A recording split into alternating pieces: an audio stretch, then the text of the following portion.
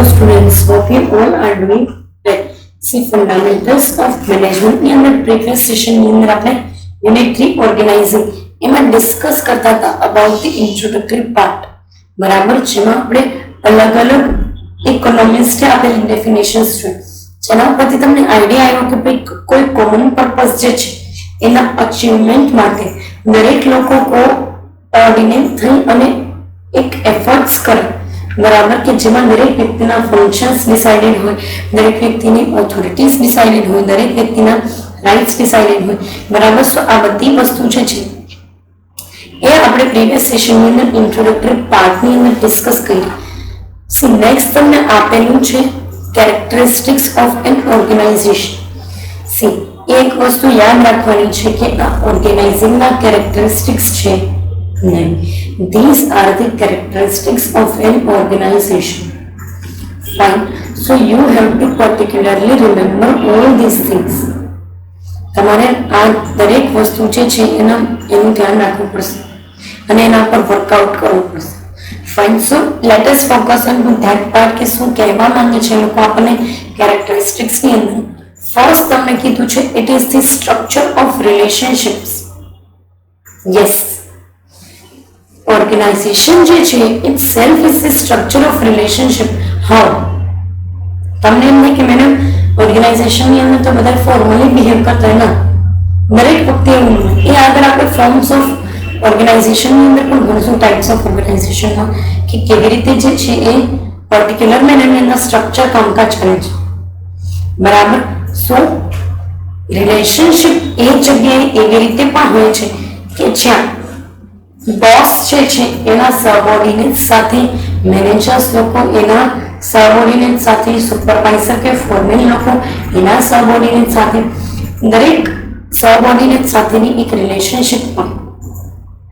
અને organising is also the part of the human resources management. બરાબર, માનવ સંસાધનને કેવી રીતે આપણે મેનેજ કરવા એનો એક ભાગ છે. So we can know that it is the structure of relationship. Obviously, દરેક કંપની અંદર 3 લેવલનો સ્ટ્રક્ચર તમને જોવા મળે. કોઈ જગ્યાએ 2 લેવલનું સ્ટ્રક્ચર હોય. હા, એવી કંપની કે જે કંપની પ્રોપ્રાઇટરશિપ છે ને હજુ તો એકદમ નાની છે, તો ત્યાં તમને 2 જ લોકો જોવા મળે, એ કોઈ માલિક અને એ કોઈ મજૂર, ઓનર્સ લોકો અને લેબર્સ લોકો. પણ આ જેટલા બી તમે મલ્ટીનેશનલ કોર્પોરેશન્સ જુઓ છો એ જગ્યાનું તમે જો સ્ટ્રક્ચર તમે જુઓ ને તો ઇટ ઇઝ સો વાઇડ. એના તમે દરેક ડિપાર્ટમેન્ટ મેનેજર, એના આસિસ્ટન્ટ્સ લોકો, એટલે કે મેનેજર તો આસિસ્ટન્ટ મેનેજર હોય, હ્યુમન રિસોર્સિસ મેનેજર હોય તો એની સાથે HR એક્ઝિક્યુટિવ હોય, ફિનાન્શિયલ મેનેજર હોય તો આસિસ્ટન્ટ ફિનાન્શિયલ મેનેજર હોય, માર્કેટિંગ મેનેજર છે તો એની અંડરમાં આવતા એના જે કોઈ પણ સેલ્સમેન લોકો ને બધા લોકો જે છે એ એક સ્ટ્રક્ચર્ડ એન્વાયરમેન્ટની અંદર હોય. પણ હા, it is entirely based upon the relationships with the department. અને આ જે કાંઈ પણ મોટા મોટા ઓર્ગેનાઇઝેશન હોય એની અંદર ડિપાર્ટમેન્ટની રિલેશનશિપ પ્રમાણે બધું ચાલતું હોય કે જ્યાં તમને એકચ્યુઅલ એની અંદર આઈડિયા આવે that how the things are running, how the things are going. Fine. So એવા પર્સપેક્ટિવ જે છે એ તમને આની અંદર આપેલા છે. And this is entirely based upon this structured relationship. આજે તમે જે છો કોલેજે આવો છો તો તમે મારા સ્ટુડન્ટ્સ છો, હું તમારી ફેકલ્ટી મેમ્બર છું. આ આપણી સ્ટ્રક્ચરલ રિલેશનશિપ છે whereby you are bound to follow my instructions. I am not bound to follow or fulfill your desires. This is our structural relationship. No doubt, એમાં પછી હ્યુમન એલિમેન્ટ હોય. તમે એમ કહો કે મેડમ અઠવાડિયા પછી નહીં 10 દિવસ પછી અસાઇનમેન્ટ લ્યો તો હું તમને 10 દિવસ આપી દઉં. It is our human relationship. It is the element of human relationship. But આપણી સ્ટ્રક્ચરલ રિલેશનશિપ તો સ્ટુડન્ટ અને ફેકલ્ટી મેમ્બર વચ્ચેની છે કે જેમાં મારે તમને દરેક વસ્તુ માટે ઇન્સ્ટ્રક્શન આપવાના હોય. You are bound two follow those instructions as it is. બરાબર, તો એવી એક વસ્તુ જે છે એ આની અંદર કીધેલી છે. હા, પછી એવું પણ હોય કે ભાઈ એ જગ્યાએ હ્યુમન રિલેશન, હ્યુમન એલિમેન્ટ આવે છે, that is entire depends upon such things. Fine, જેમાં હું તમને કેમ અઠવાડિયાના બદલે 10 દિવસ આપી દઉં અસાઇનમેન્ટ બનાવવા માટે, કે તમે એમ કહો કે મેડમ ભાઈ અમારે એક્ઝામ છે તો તમે આજે હોમવર્ક ના આપો અને હું તમને હોમવર્ક ના આપું, that is completely okay, that is the human element. બરાબર. સો એ એક વસ્તુ તમને કીધેલી છે. નેક્સ્ટ તમને કીધું છે common goals. Obviously organisational goals જે છે એના ઉપર દરેક લોકો કામ કરતા. સો અહીંયા આપણા પર્સનલ ગોલ્સ આડા ના આવવા જોઈએ. એ વસ્તુ ખાસ ધ્યાનમાં રાખવાની છે કે આ જગ્યાએ આપણા પર્સનલ ગોલ્સ કે કોઈ આપણા પર્સનલ જે છે અચીવમેન્ટ્સ વચ્ચે ના આવવા જોઈએ. સો કોમન ગોલ્સના સેન્સમાં તમને એક વસ્તુ કહું તો it is particularly entirely dependent on the organizational goals and you are working on it. જેમ કે તમે કોઈ મોટા કોર્પોરેશનની અંદર જાઓ અને ત્યાં તમને ટાર્ગેટ્સ આપવામાં આવે કે ભાઈ એક મહિનાની અંદર તમારે આટલી લિસ્ટેડ આઉટ જે કંઈ પણ થિંગ્સ છે બરાબર એ એટલા તમારે ખાતા ખોલી નાખવાનું છે કે એટલો માલ જે છે વેચી નાખવાનું છે. સો this is the targets. Production department માટે ટાર્ગેટ હોય કે ભાઈ આ મહિને તમારે મિનિમમ 10,000 યુનિટ બનાવવાના છે. સો this all are the targeted things. અને આપણે કંપનીના ગોલ ઉપર વર્કઆઉટ કરતા તમે જોજો જે લોકો ટાર્ગેટ્સ અચીવ કરતા હોય એને કંપની ઇન્સેન્ટિવ આપતી હોય, એટલે કે પગાર સિવાયના પૈસા, વધારાના પૈસા જેને આપણે ઇન્સેન્ટિવ કહી શકીએ, વધારાનું બેનિફિટ. અને હા, એ વધારાનું બેનિફિટ એમને નથી આપતા એ લોકો, આપણે ઘણું એને કામ કરીને દઈએ છીએ, કંપનીના ટાર્ગેટ્સ જે કાંઈ પણ છે એને અચીવ કરીને દઈએ છીએ એટલા માટે એ લોકો આપણને આપે છે. Fine. So this is the thing. અને એ વસ્તુ જે છે તમને કીધેલી છે. ફાઇન. સો દરેક લોકો એક કોમન ગોલ ઉપર કામકાજ કરતા હોય which is the ultimately organisational goal. તમે ઘણી વખત સાંભળ્યું હશે કે ભાઈ કંપનીનું મિશન અને વિઝન. સો કંપની જે છે ને એનું મિશન શોર્ટ ટર્મ માટે હોઈ શકે, બાકી વિઝન જે છે લોંગ ટર્મ. હા, એ મેં તમને આઈ થિંક અને પહેલા પણ એક વખત ક્લિયર કરી દીધું છે કે objectives are the for the very short term time period, then mission આવે કે જે 15-20 વર્ષ માટે હોય અને સૌથી લોંગેસ્ટ ટાઈમ પીરિયડમાં ટકેલી એ વસ્તુને કહેવાય vision. Fine. So that is the thing. અને એ વસ્તુ જે છે એના ઉપર દરેક ઓર્ગેનાઇઝેશન કામ કરતું. ફાઇન. નેક્સ્ટ તમને કીધું છે કે ગ્રુપ ઓફ ઇન્ડિવિજ્યુઅલ્સ. બરાબર. અલગ અલગ લોકોનું જે છે એક ગ્રુપ છે. ઓબ્વિયસલી મેં પહેલા પણ તમને સ્પેસિફાઈ કર્યું અને ફરી પાછું સ્પેસિફાઈ કરું છું કે દુનિયામાં કોઈ વ્યક્તિ એકલા હાથે કાંઈ નથી કરી શકતી. એનું સીધું સાદું ઉદાહરણ તમને કહી દઉં જે આપણા પુરાણોની અંદર લખેલું છે કે ભાઈ દેવી દેવતાઓને પણ એકબીજાના સપોર્ટની જરૂરિયાત પડી હતી.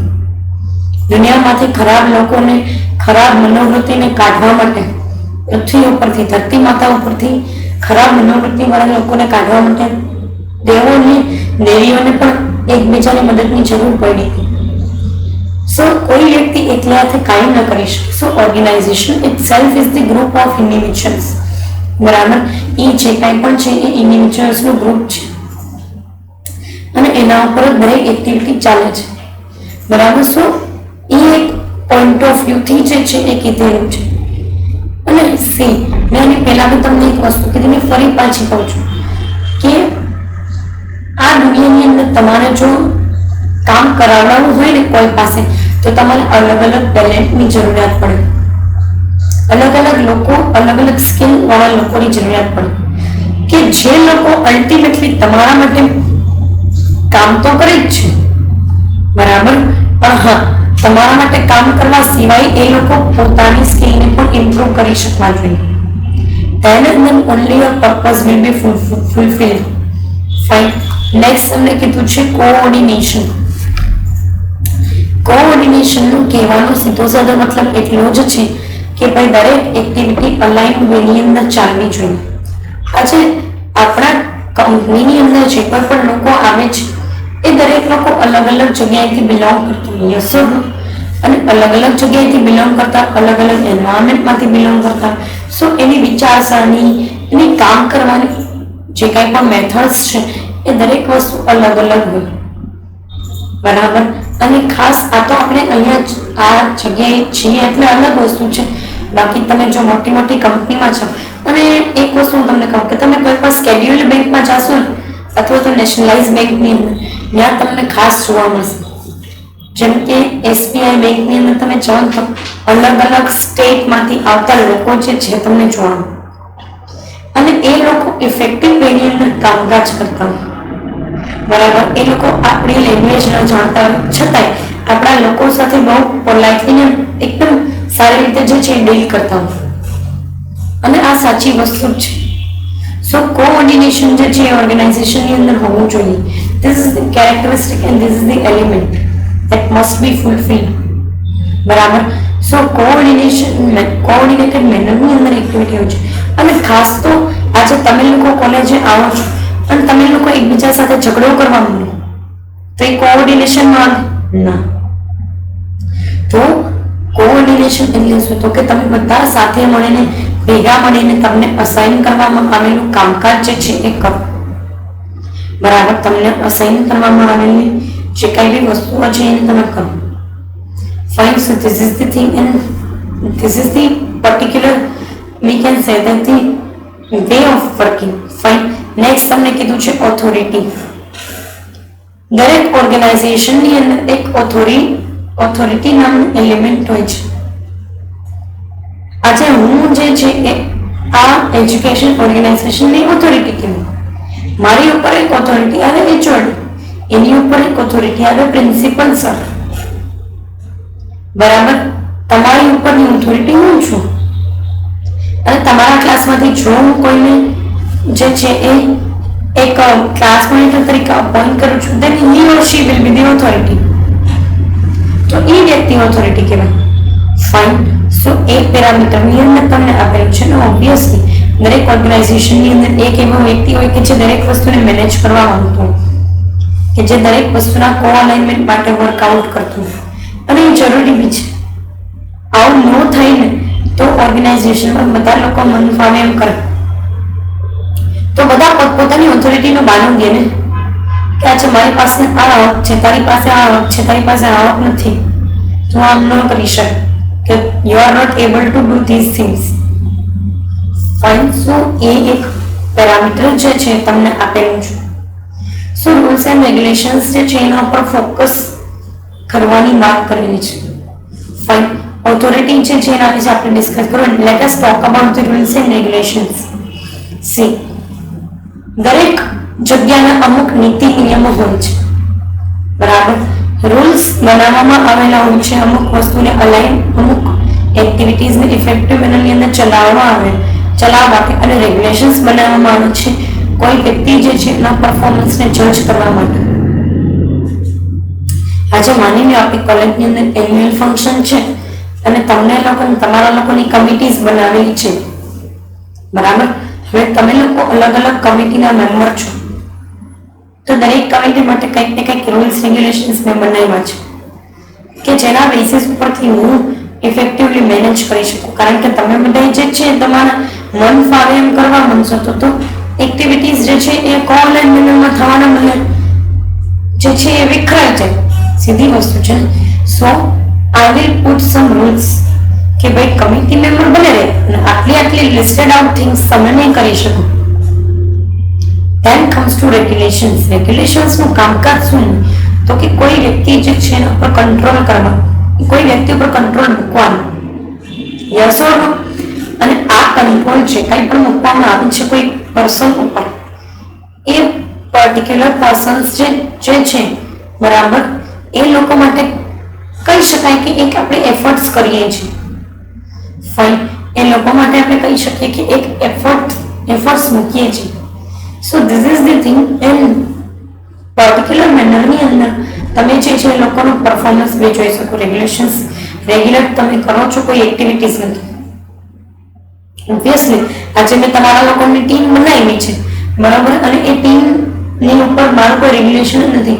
હું કાંઈ કહેતી નથી, કોઈ વ્યક્તિ કંઈ મિસચીફ કરે છે તો હું એને કાંઈ કહેતી નથી. So this is my fault and I have to particularly responsible for it. So it is not the good thing. Yes or no? Fine, એ વસ્તુ સારી વસ્તુ તો છે નહીં કઈ, એના માટે મારા પર્ટિક્યુલર મેનરની અંદર અમુક રૂલ્સ રેગ્યુલેશન્સ જે છે એને ફોલો કરવું પડે. એના માટે જે છે એ મારે પણ કંટ્રોલિંગ એક ફેક્ટર રાખવું પડે. ફાઇન સર, લાસ્ટ તમને કીધું છે એન્વાયરમેન્ટ. એન્વાયરમેન્ટ એટલે કોઈ પણ પ્લેસ જે છે ને એનું વર્ક એન્વાયરમેન્ટ. ઘણી જગ્યાએ તમે જોયેલું હશે કે ભાઈ વર્ક એન્વાયરમેન્ટ બહુ સારું ના હોય. એટલે કેવું તો કે બધા લોકો એકબીજા સાથે પોલિટિક્સ રમતા હોય, રાજનીતિ, બરાબર, કે હું આનીથી આને ખરાબ લગાડીને આગળ વધી જાઉં, કે હું પેલા વ્યક્તિને ખરાબ લગાડીને આગળ વધી જાઉં, કે ભાઈ હું આનો વાંક કાઢું, કે હું કંઈક ખોટું કામ કરું અને ફસાવી દઉં. આવું જો ચાલતું હોય પર્ટિક્યુલરલી એ કોઈ પણ ઓર્ગેનાઇઝેશનની અંદર, તો એન્વાયરમેન્ટ જે છે એ એક સારું હોવું જરૂરી છે. અને ઓર્ગેનાઇઝેશનલ એન્વાયરમેન્ટ સારું હોવું જ જોઈએ, અધરવાઇઝ લોકો કામ ન કરી શકે, બરાબર. કારણ કે સી લોકોને કામ કરવા માટે એક આપણે કેમ ઘરે એક ફેમિલિયર અમે કેમ સારું એન્વાયરમેન્ટ હોય કે મમ્મી પપ્પા બધા લોકો આપણી સાથે સારી રીતે બિહેવ કરતા હોય, આ છે તે છે, અને ભાઈ બહેન આપણી સાથે એન્જોય કરતા હોય, એ લોકો જે છે આપણી સાથે એન્જોય કરીને લેતા હોય. So environment kind of situation જે કંઈ પણ હોય પર ઓર્ગેનાઇઝેશનની, it will be the basic thing. કારણ કે ત્યાંથી જ ઓર્ગેનાઇઝેશનની ચડતી કા પડતી ડિસાઇડ થાય છે. કારણ કે જેમ તમારા ઓર્ગેનાઇઝેશનનું એન્વાયરમેન્ટ ખરાબ હશે ને, વર્કિંગ એન્વાયરમેન્ટ, એટલા જ લોકો તમારા ઓર્ગેનાઇઝેશનને છોડીને જતા રહેશે. અને આવું મેં ઘણી જગ્યાએ જોયેલું પણ છે. અને મેં મારા પ્રીવિયસ જોબ્સની અંદર આ વસ્તુ ફીલ બી કરેલી છે કે સાચે લોકો છોડીને જતા રહેતા હોય છે. કારણ કે સીધી વસ્તુ છે કે એક લેવલ પછી તમે એ વસ્તુને ટોલરેટ જ નહીં કરી શકો કે આ વ્યક્તિ આવું કરે છે અને મારે એને ટોલરેટ કરવો જોઈએ, કે મારે જે કાંઈ પણ કરે છે એ પોલિટિક્સને જે છે ચૂપચાપ સહન કરી લેવું જોઈએ. આવું એક લેવલ પછી કોઈ વ્યક્તિ સહન ના કરે. અને હું તમને પણ ના પાડું છું કે do not do any kind of politics. જ્યારે ક્યારેય પણ તમે જાઓ છો કોઈ બી કંપનીની અંદર જોબ પર્પઝથી, કે તમારી પોતાની કંપની છે, તમે પોલિટિક્સ નહીં કરતા, પોતાની કંપની તો કસ્ટમર્સ કે પાર્ટીઝ જોડે પોલિટિક્સ નહીં કરતા. અને જો તમે કોઈ જગ્યાએ નોકરી કરવા જાઓ છો, કોઈ જગ્યાએ જોબ કરવા જાઓ છો, તો ત્યાં જઈને પોલિટિક્સ ક્યારેય નહીં રમતા. કારણ કે એનાથી તમારા રિલેશન્સ તો ખરાબ થશે જ, એ તો બેઝિક વસ્તુ છે. બટ એની સાથે સાથે રિલેશન્સ ખરાબ થવાની સાથે સાથે તમારે બીજા પણ કન્સિક્વન્સીસ ફેસ કરવા પડશે કે લોકો તમારા માટે જજમેન્ટ લેતા શીખી જશે. અને એ જજમેન્ટ જે કાંઈ પણ છે એના બેઝિસ ઉપર એ લોકો તમને માની લો કે તમારા રિલેશન્સ, તમારી સાથે રિલેશન્સ જે છે એ કટ આઉટ પણ કરી શકે છે. So this is the thing, and this must be done in a certain kind of things, in a certain kind of manner. Fine. So એ વસ્તુ જે છે તમને પર્ટિક્યુલરલી આપેલી છે. So this is the all characteristics of an organization. આ બધી વસ્તુ જે છે એ ઓર્ગેનાઇઝેશનના જે છે કેરેક્ટરિસ્ટિક્સ છે. પર્ટિક્યુલર આ સેશન માટે અહીંયા સુધી રાખીએ. કમિંગ સેશનની અંદર આપણે આખી પ્રોસેસ જે છે એને ડિસ્કસ કરશું, બરાબર, કે જ્યાં તમને આઈડિયા આવશે કે કેવી કેવી વસ્તુઓ પર આપણે વર્કઆઉટ કરતા હોઈએ છીએ એક ઓર્ગેનાઇઝેશનની અંદર. Fine. Then we will move to the importance. Particular આ સેશન માટે જે છે એ અહીંયા સુધી રાખીએ. Thank you so much.